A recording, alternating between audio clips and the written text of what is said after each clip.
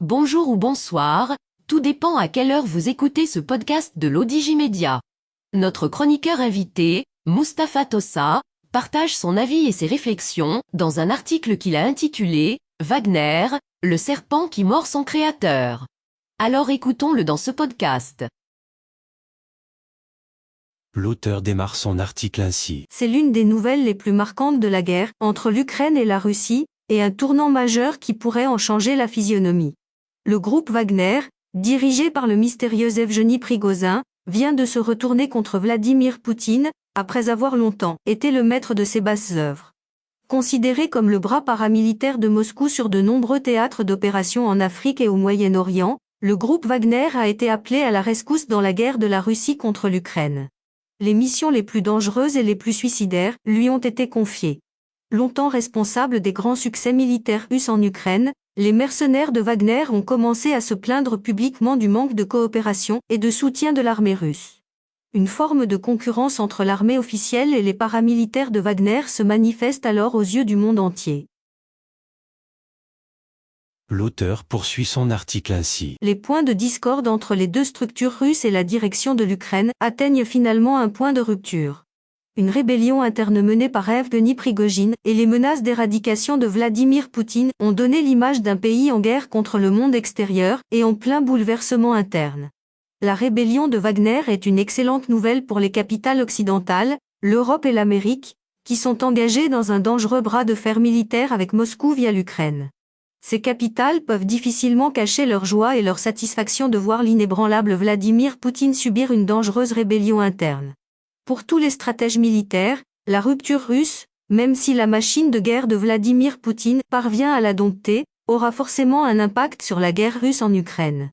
Non seulement elle occupera les militaires russes avec des querelles internes, mais elle influencera aussi fortement la capacité de la Russie à poursuivre efficacement la guerre et à contenir l'offensive ukrainienne. Un Poutine militairement contesté en interne perdra inévitablement de sa superbe en Ukraine et sur la scène internationale. Il ne sera plus en mesure de dicter le rythme de la guerre ou de la diplomatie. Il y a fort à parier que Washington et les pays européens se réjouiront d'alimenter cette rupture dans la machine de guerre russe, espérant ainsi récolter les fruits de l'affaiblissement de Poutine.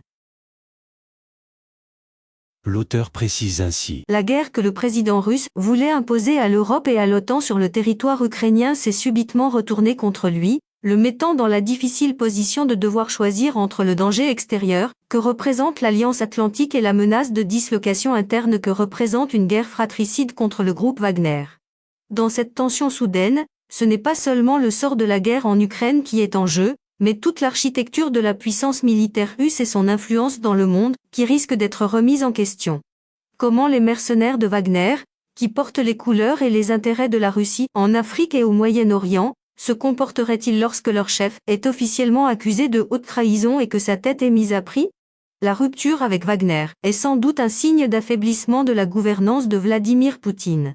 Elle pourrait accélérer les contradictions au sein du pouvoir russe et provoquer ce que l'Occident espère depuis longtemps, que des forces russes internes, qu'il s'agisse de personnalités militaires ou d'oligarques russes, provoquent des ruptures qui obligeraient Vladimir Poutine à revenir sur son aventure militaire en Ukraine.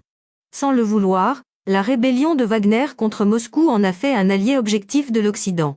Après les avoir combattus en Ukraine, en Afrique et au Moyen-Orient, Wagner apparaît aujourd'hui, contre toute attente, comme le facteur qui peut accélérer la chute du maître du Kremlin et débarrasser la région de cette insistance russe.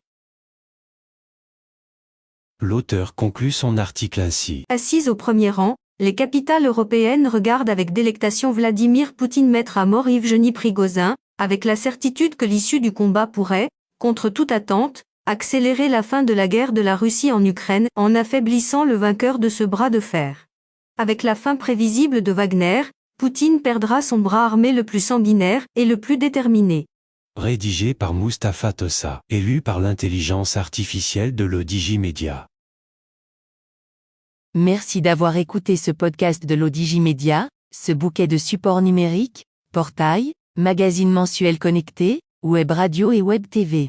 N'oubliez pas de télécharger notre application l'ODJ Mobile sur Play Store et de vous abonner à notre chaîne YouTube l'ODJ TV. Vous pouvez, aussi, nous suivre sur nos réseaux sociaux, Instagram, Facebook, TikTok, LinkedIn et Twitter. Ou encore, vous inscrire sur notre newsletter quotidienne à partir du portail lodigi.ma. Alors, on se dit au prochain podcast de nos chroniqueurs invités. Et à très bientôt, si et seulement si vous le voulez bien.